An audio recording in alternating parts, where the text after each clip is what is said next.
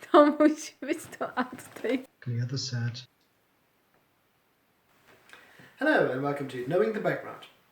In my last video I've been exploring why the current pandemic is called COVID-19, and one of the aspects that I investigated was why did the Director General of the World Health Organization say that the disease may not be called after a country or a place or a group of people? This rule seems very odd because, well, we have a host of diseases that have been named after the place or the country where they came from or supposedly came from.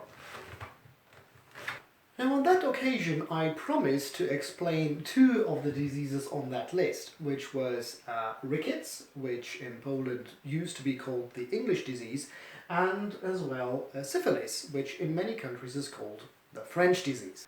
Let's start with Rickets. Rickets is one of those diseases that catch a lot of attention. The reason is that it causes quite severe deformities of the body. It leads to bowed legs and also bowed spines. If you want to have a look, this is an image that you can find on Wikipedia. But now comes the odd part.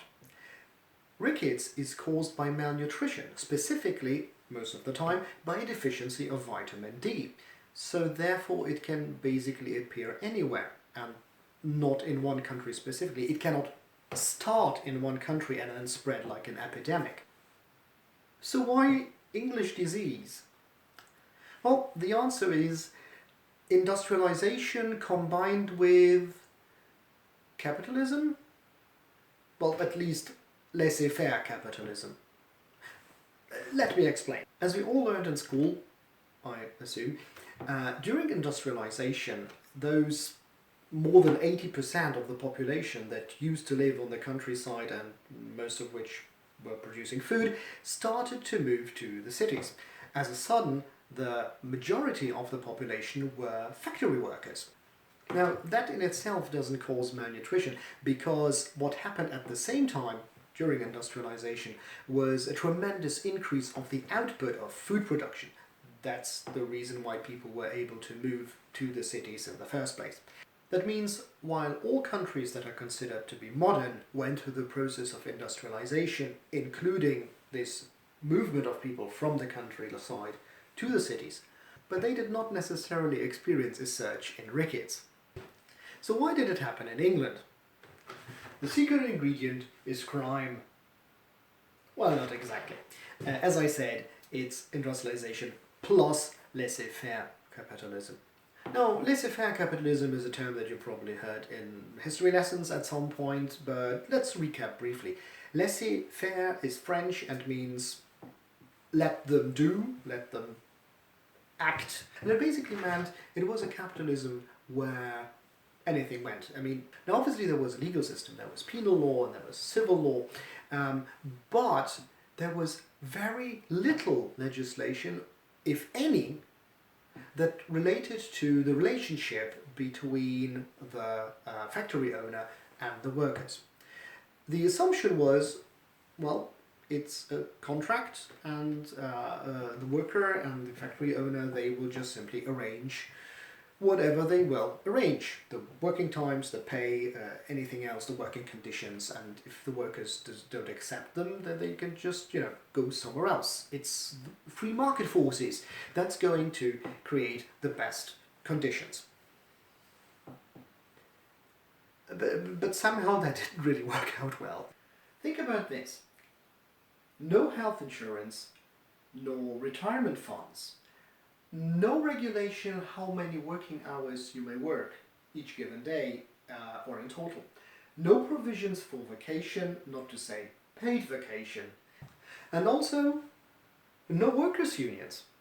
That's an interesting part. So I mentioned there was basically no legal framework protecting you against child labor or protecting you against like working 10, 12, 14, even more hours a day. But there were legal provisions in some countries, as far as I know in France, which banned workers' unions. So the only state intervention into the labour market was to forbid workers to organize themselves. You can imagine which consequences that had. So, with no collective representation, little bargaining power, no legal protection, exhausted, overworked, and suffering from horrible living conditions, poorly fed, poorly dressed, it's really no wonder that the health of a tremendous portion of the population dramatically dropped. In fact, it's quite telling that, as far as I remember, the British military started to ring the alarm bells saying, we have less and less men which are fit for military service. Also, the average body height is going down. Now, when you notice an entire trend of this sort that keeps on going over years, it is pretty obvious that you have a nationwide problem with malnutrition. Here's another interesting fact. As I mentioned, rickets is mostly caused by a deficiency of vitamin D. But here comes the funny part. Vitamin D can either be provided to our body thanks to simply eating meat, in particular liver for instance. Alternatively, our body can synthesize vitamin D by itself. However, it can only do so if you get enough sun. Yes, we actually produce vitamin D in our skin, as far as I understand. I don't know if you are still from that generation, but in my generation it was still fairly common that mothers would say, go out in the sun, go out, play in the sun, you need sun for vitamin D. And that's actually true. Now think for a moment what that means for the surge of rickets in England. For many years, a huge portion of the population on the British Islands did not only not eat meat, because apparently they didn't have the money to do so, but also children wouldn't be playing out in the sun that much as they used to in pre-industrial times when most people lived on the countryside. Now you might say, I don't get it. I mean, I have sun in the city just as much as I have sun on the countryside. Yes, but apparently those children didn't get to get out that often. Now, I don't want to jump to conclusions here, but could it be child labor? Because, you know, quite many children, as I said, I mean, there were no laws against child labor. The dramatic truth is that those poor families that had really a hard time to sustain themselves would send their children not to school, which very often would also have to be paid for, but they would send their children to work. So small children, younger than 10 years old, would work in mines or they would be tailoring, for instance. Mines and sweatshops, not exactly the place where you get sunshine. But let's go back to the question, why the English disease? The answer is because industrialization started in England. It was the first country to be hit by rickets, and possibly it was also the country to be hit the hardest. Although the image that I showed you in the beginning, for instance, is from France. In other words, there's nothing that ties rickets specifically to England, rather to industrialization combined with laissez-faire capitalism. But, well, England just happened to be the first place where both things came together. But I'm biased. I'm biased towards capitalism. Oh, well, I don't think I am, because, you know, I'm not shy to say what happens if you combine industrialization with communism, for instance. The side effects of combining industrialization with communism are mass incarceration, mass deportation, mass starvation, and mass execution. And now choose which kind of industrialization you prefer. And that's the explanation why rickets, at least in Poland, and I think also in Germany, was referred to as the English disease. But what about the French disease? Well, if you want to know more, welcome to Rickets. Why is syphilis the French disease? Or is it?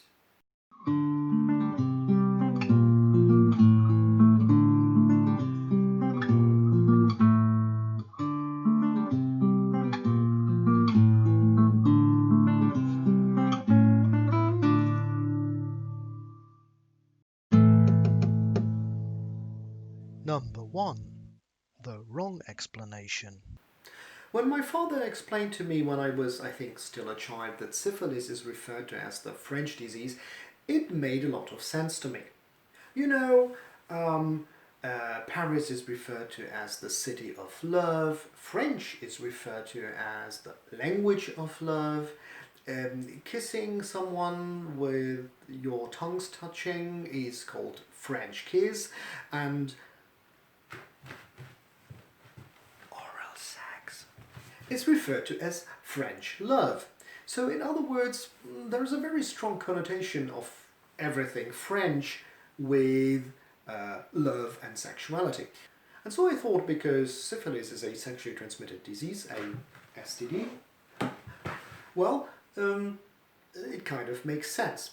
If you benefit from having this reputation of you know, being basically the culture of love, then you also have to live with the consequence that an STD is associated with you.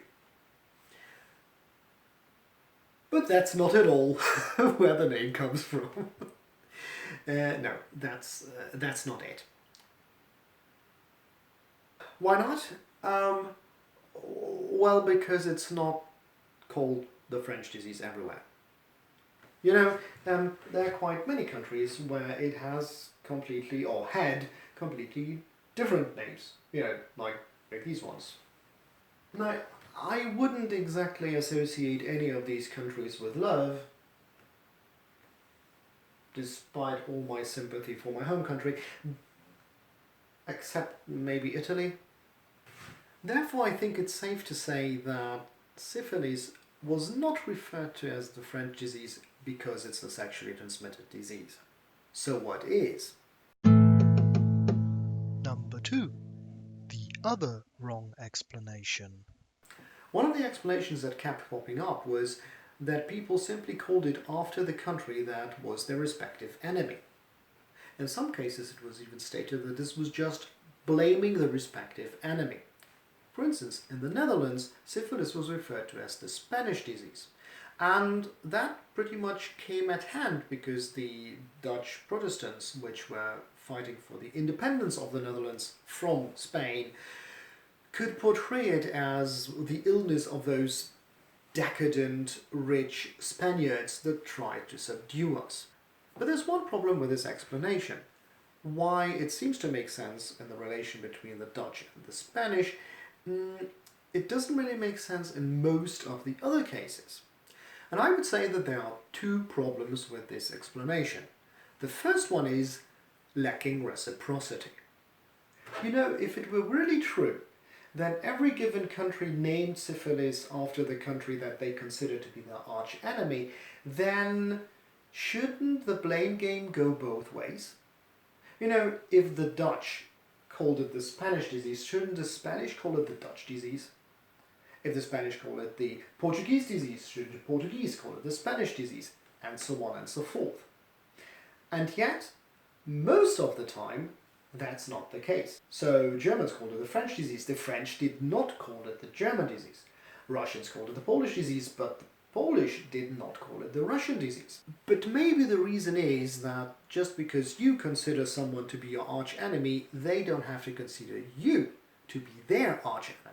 You know, when one country is significantly stronger than the other country, then the weaker country may consider the stronger country as their arch enemy, while that may not necessarily be the same the other way around. For instance, I was very surprised when I learned that many Lithuanians consider Poland to be Lithuania's biggest threat. To me, that seemed as if somebody would say Luxembourg is a threat. Like Like, seriously, I mean, whom can we be a danger to?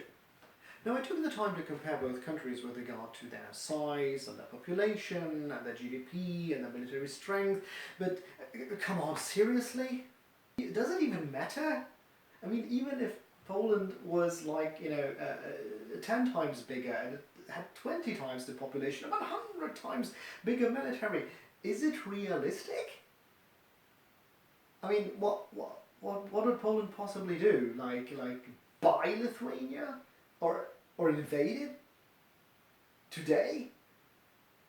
That's, okay, after what Russia's doing right now, where they actually rolled the time back to the 19th century and then literally invade territories and annex them, maybe it seems realistic again that countries in Europe may, other than Russia, may start to forcibly change borders again, but dear Lithuanians, do you really believe that? No, I think on a rational level, no. But on an emotional level, yes. Now the answer to that question is, I would claim, not the present, but the past. And that's what leads us to the second problem with the interpretation that syphilis was just a case of blaming your arch enemy. Namely, anachronism. What is anachronism? Anachronism is when something does not fit into its time. For instance, in one of the companies where I worked, they decided to change the letterhead, and one of the people at the meeting said, by the way, on that occasion, we should cross out the telex number. And people started looking around, telex number? Seriously? And indeed, there was still the... by the way, those of you who don't know what telex is, I happen to know what telex is because when I was 16 or something, I once saw a telex machine. It's basically a strip of... It produces a strip of paper that comes out of a machine, and the machine punches holes into that paper that create characters. So it's something like an automated telegram or something, not Morse code, but it creates actual letters that you can read right away. But obviously it was the 2000s, just to make sure. I saw it when I was 16, was not the 2000s. I'm not that young. I saw it in the 80s. Wait a second. When was I 16? 1980s. Maybe early 90s, and that letterhead was changed in the 2000s. Everybody was using email, so that was really so that was an anachronism, But also the other type of anachronism is not things that from the past that shouldn't be there today anymore, but things from the future which are in the past.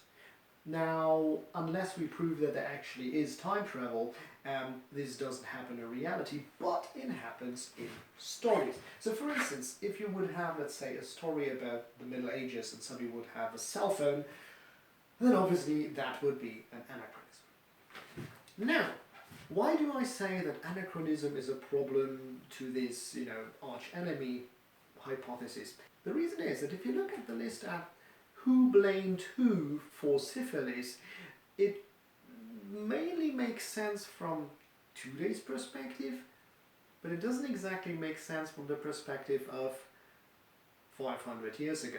And that means we are looking at the wrong map.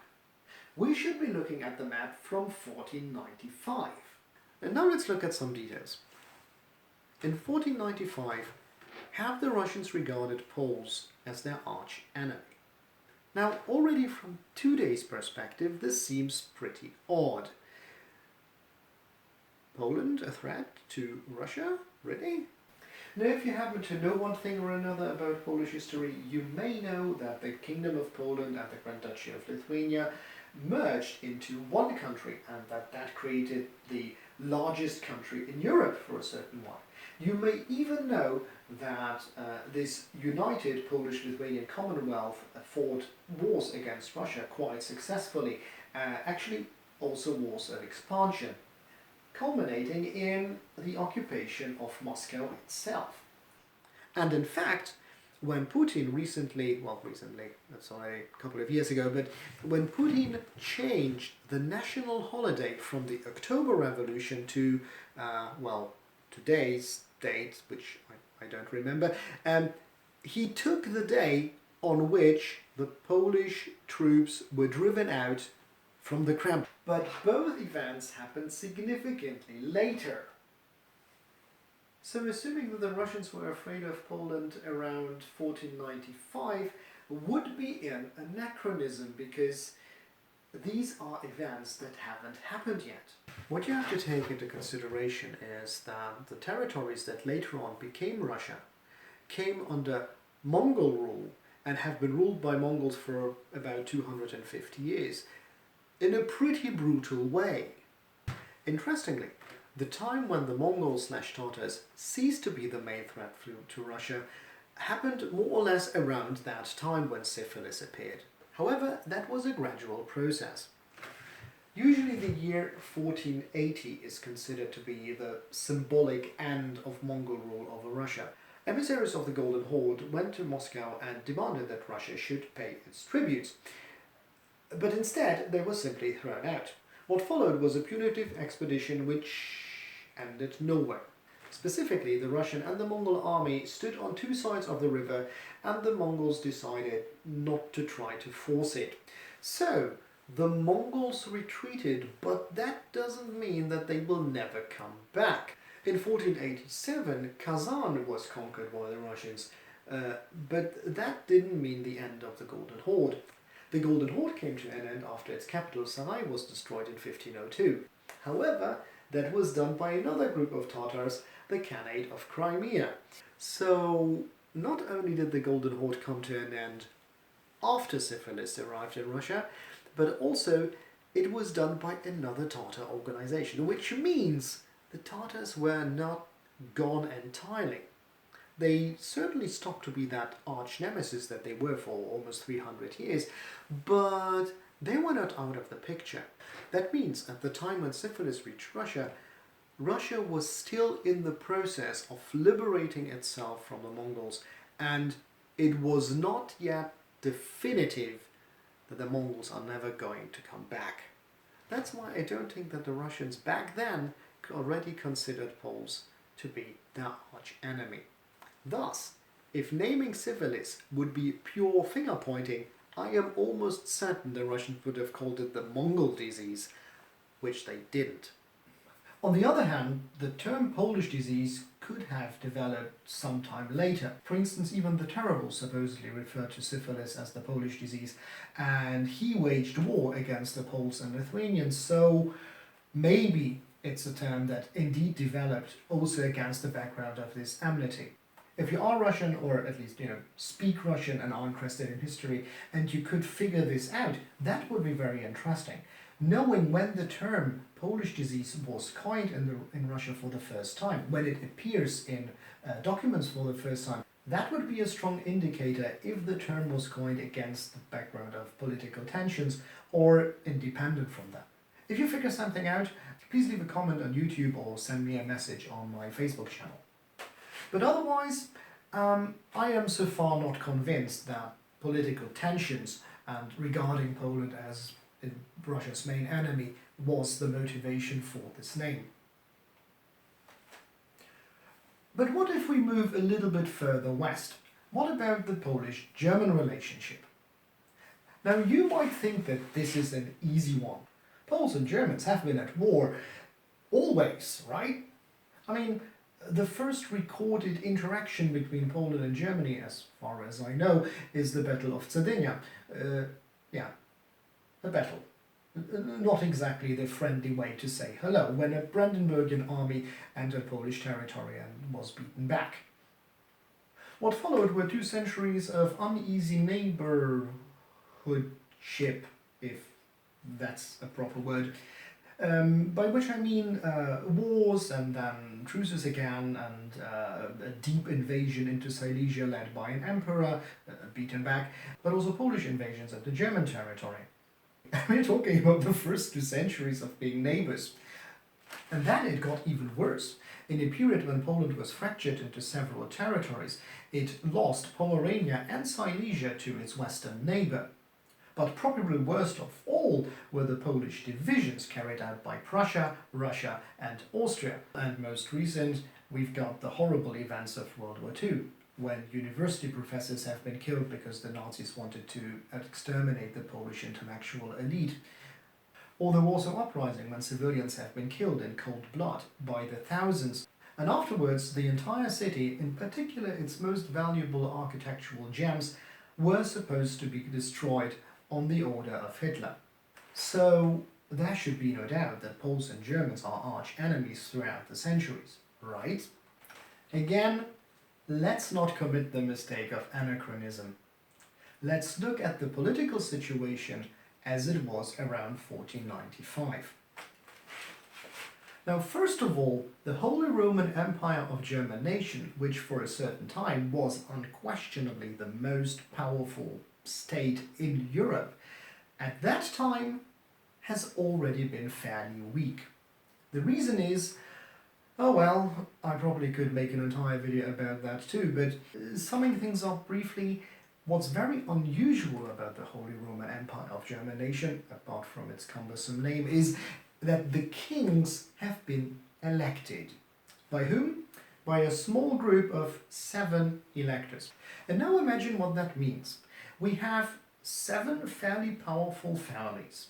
They are also powerful because they control small portions of the empire. And you need to get their votes.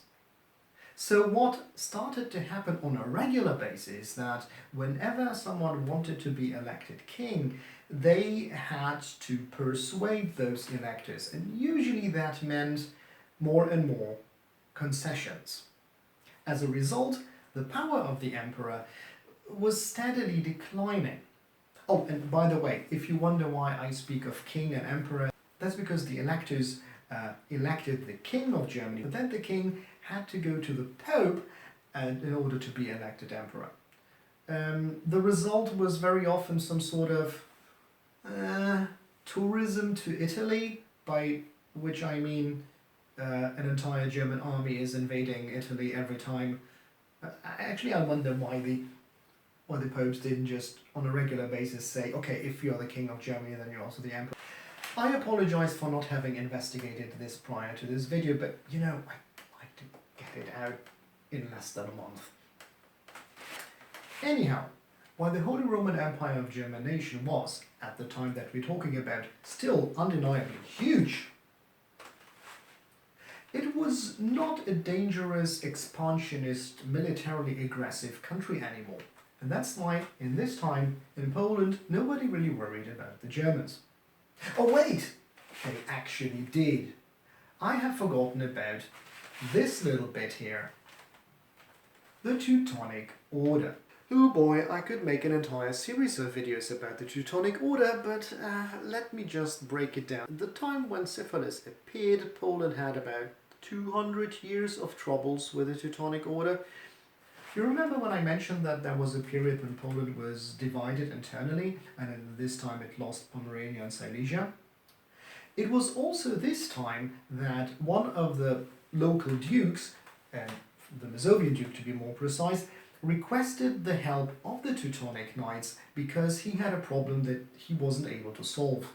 The neighboring Prussians, or in English they're usually called Old Prussians to distinguish them from, you know, the Prussians that everyone else is talking about. So the Old Prussians, a fierce Baltic tribe inhabiting the territories of what today many people still call East Prussia, they have been raiding Masovia over and over again. And because Poland was split up into several territories which officially were one kingdom but didn't properly cooperate, the Masovian Duke was not able to muster enough military force to get rid of the problem. For the Teutonic Knights, this was a great opportunity. As many other knight orders, they have been founded in order to go to the Holy Land. Jerusalem, Bethlehem, and so on. But they kind of came too late. The Crusades have been a lost case when the Teutonic Order came into being. So what they did instead was to accept the invitation of the Masovian Duke and to fight the Prussians. How does that make sense, you might ask yourself? No, the Baltics are not exactly the Holy Land, but it was inhabited by pagans. So if you go there and fight in a climate that's much more suitable for Europeans, you can still save your soul. And that's what they did. Okay, I don't really know if they saved their soul, but they definitely fought the pagans. The Teutonic Order was a very modern organization for its time, and it was goddamn successful. The Teutonic Order was equipped with state-of-the-art weapons, the best thing that medieval Europe at that time could create. Moreover, in every bit of territory where they defeated the Prussians, they quickly built castles and then harassed the surrounding territories from those castles until the Prussians moved out. But now you might ask yourself, but wouldn't that basically create an abandoned wasteland, overgrowing in no time? No, because the second thing that the Germans did was to bring in settlers from Germany. Those German settlers, farmers, craftsmen, traders, transformed those recently fairly wild lands into a territory with a network of villages, cities, castles with a prospering economy. This combination of military strength and economic success quickly turned the Teutonic Order into a very powerful, basically state in a state. And that wasn't for long. Very quickly that state in a state declared itself independent. The Teutonic Order said, no. When the Duke of Masovia gave us that land to start with, we never agreed to be his inferiors, today we would probably say citizens. He just gave us that land and we are now an independent territory. Now that's already bad enough. Imagine you give somebody a room in your house because he's supposed to protect it against burglars, which he does, but he then claims that it's his room now. But it gets even worse. As the Teutonic Order expanded further into the territories of the pagan Baltic tribes, its power grew more and more. And at some point, the Teutonic Order would even turn against its previous master, against Poland. Probably one of the biggest dick moves, pardon my French, was when the Teutonic Order was asked to help when the Brandenburgian besieged the city of Gdańsk. The city of Gdańsk was founded undoubtedly on Polish territories, albeit with German settlers. Now, because Poland was effectively split up into independent mini-countries at that time, requests for help to the king remained unanswered. That's why help was requested from the neighboring Teutonic Order.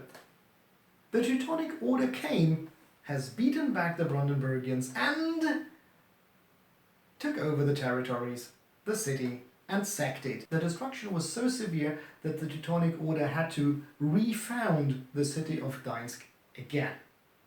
Ever since then, Poland had a neighbor in the north which was blocking the country's access to the Baltic Sea, and that neighbor was tremendously effective and powerful. However, everything I just said relates to events that occurred in the 13th and 14th century. The Teutonic Order existed since 1226 and it turned against Poland in 1308. That means that in 1495, basically 200 years have passed.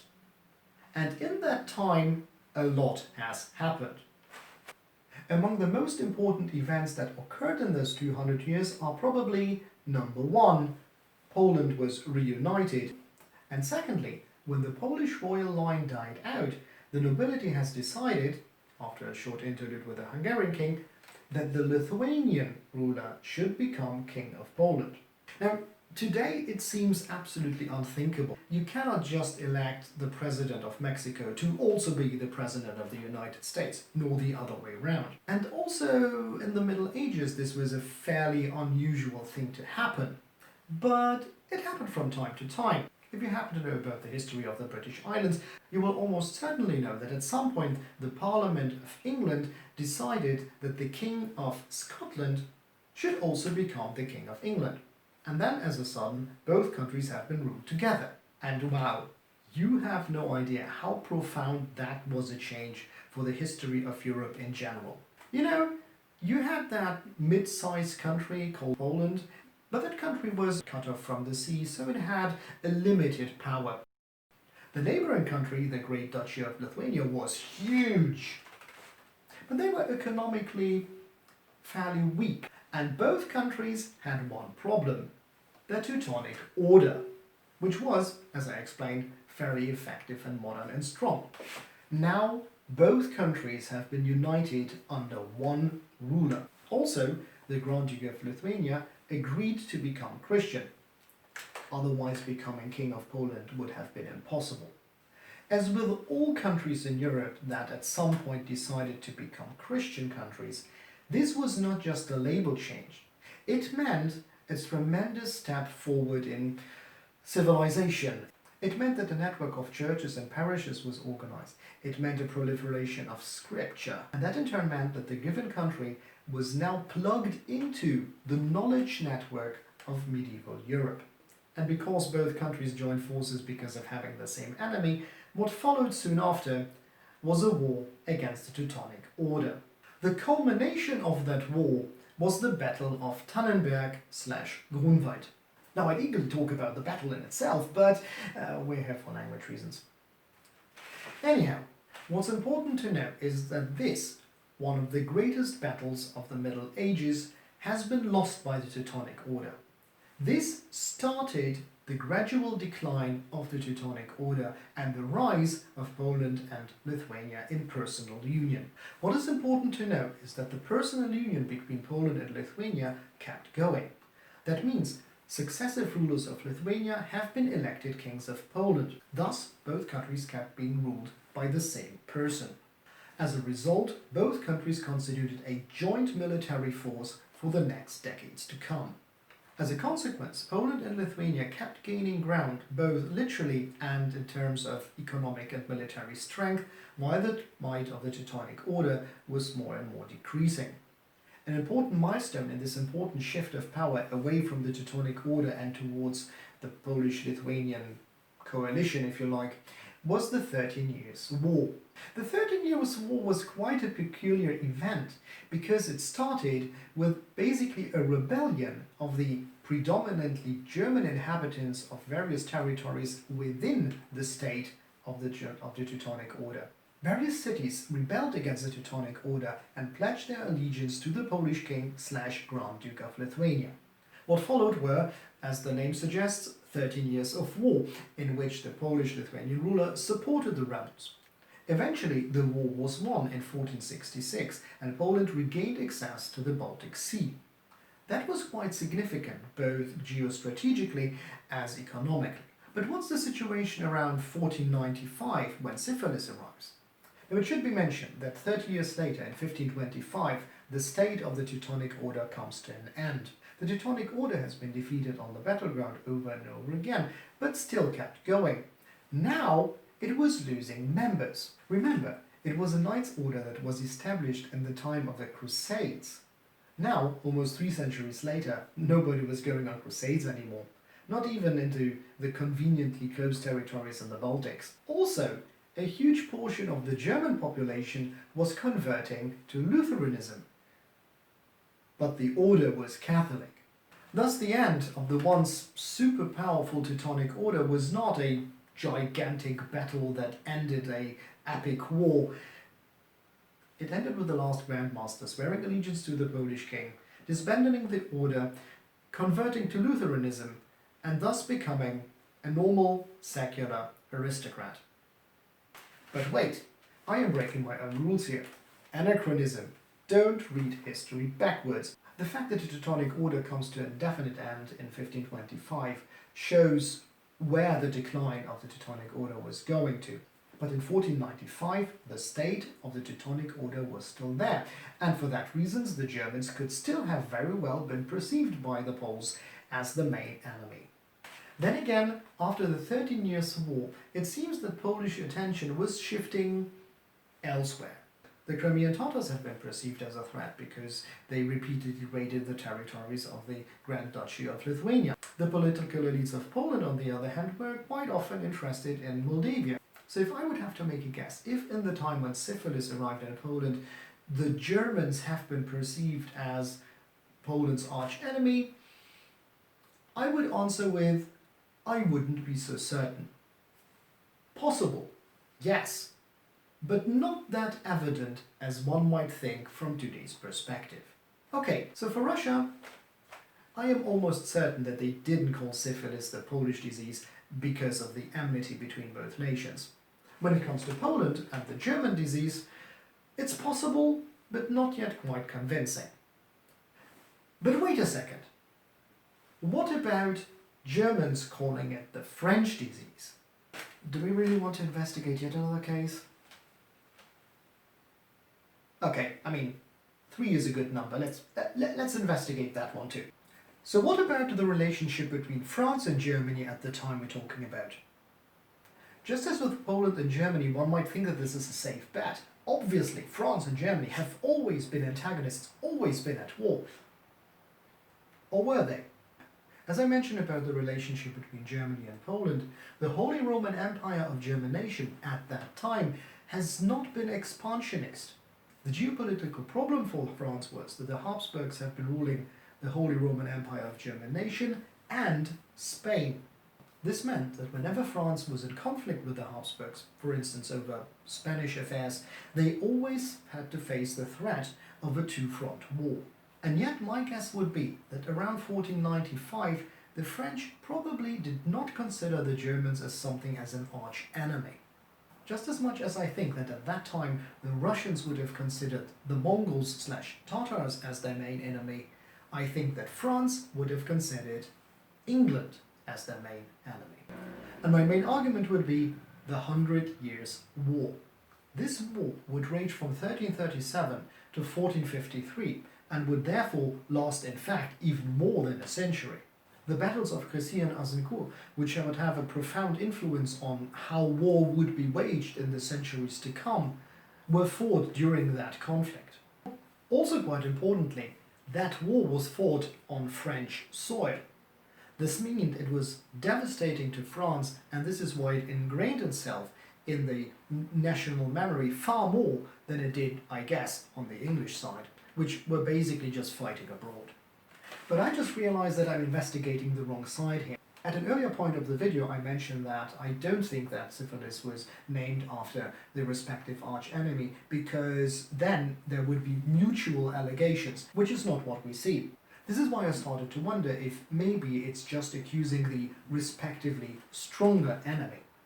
This means that the French would have called syphilis the German disease if they would have considered Germany as their arch-enemy, which they apparently didn't. Again, if you know about French history or have the possibility to dig into this topic, I would gladly learn if, around 1495, Germany was perceived as a threat by the intellectual elites of France. But for the time being, I would rather assume that the French were more afraid of the Spanish, which were the dominant empire in the world at that time.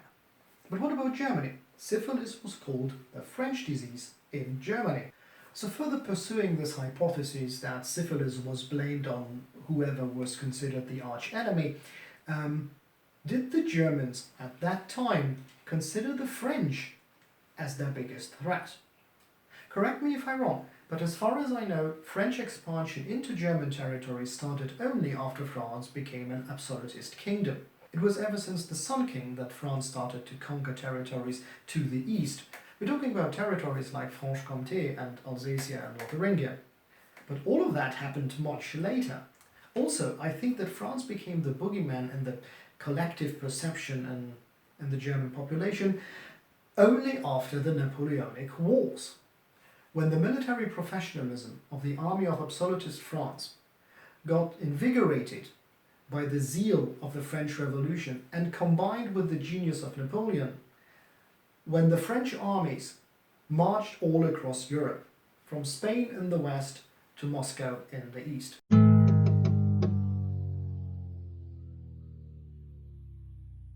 It was those years when Napoleon was dominating almost all of continental Europe that German nationalism was born, and at its heart was the fear of French dominance. But when we go back into the last years of the 15th century, none of this has happened yet. France is amongst the most modern countries in Europe. Also, it has a fairly huge population, and a strong economy is what allows a country to be strong militarily. But even when French kings waged war abroad, as was the case when syphilis broke out during the French siege of Naples, it didn't mean that the world was trembling because of French military might. And that's why I'm almost certain that when syphilis reached Germany, Germans did not consider France their arch rival. Thus my bottom line would be, syphilis was not named after each country's respective worst enemy. So what was the reason? Well, my suspicion is the following. Number 3. The correct explanation. I made a spreadsheet for myself in which I noted down after which country syphilis was named in a given country. The second thing I did was to note down in which year the illness arrived. When you combine both things, what you get is this. Now, we don't know where syphilis really comes from. The most prominent hypothesis today seems to be that it was brought over from America by Columbus and his people. But the first recorded outbreak occurred during the French siege of Naples. As you can see, the illness then quickly spread throughout Europe. It appeared in France, then in Germany, then in Poland, and then in Russia. But let's look at the spread towards the north and the east again, and now compare it with the names that were given. Do you see what I see? Since the illness appeared in Poland before it appeared in Russia, and both countries are neighbors, kind of, it seems pretty obvious that the disease traveled to Russia via Poland. The same is true for Germany and Poland. It appears first in Germany, then in Poland, and both countries are neighbors.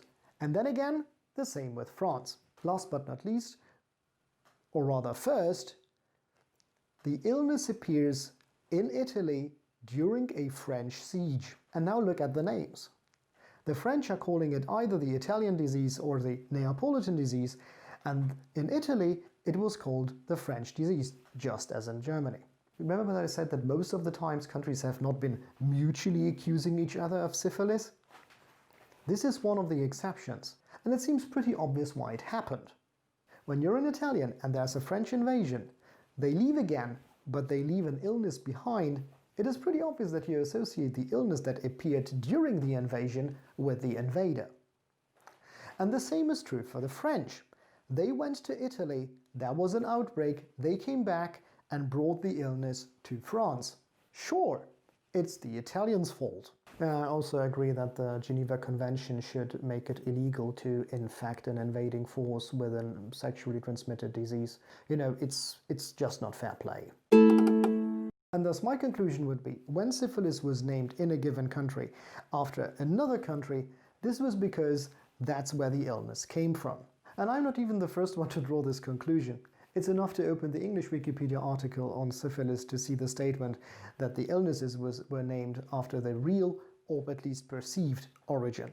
What confirms this hypothesis is that the very same pattern also occurs outside of Europe. The Turks called it the Christian disease, the Japanese called it the Chinese disease, the Indians called it the Portuguese disease, and the Tahitians called it the British disease. When you adopt the hypothesis that this correlates with where the illness was coming from, the list seems pretty logical. And that's it. So much for rickets and syphilis. It was a lengthy video, I think, but I hope you enjoyed it.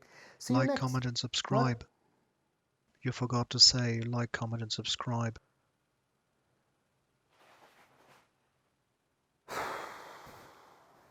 That's when I always click away. That's, you know, when they start with like, comment, I hate it. I hate it as a YouTube viewer. I hate that. So I don't want to do it as a YouTube creator. It's just, Yes, but numbers prove that saying it actually increases subscriptions. but they are adults. Dude, it's 2020.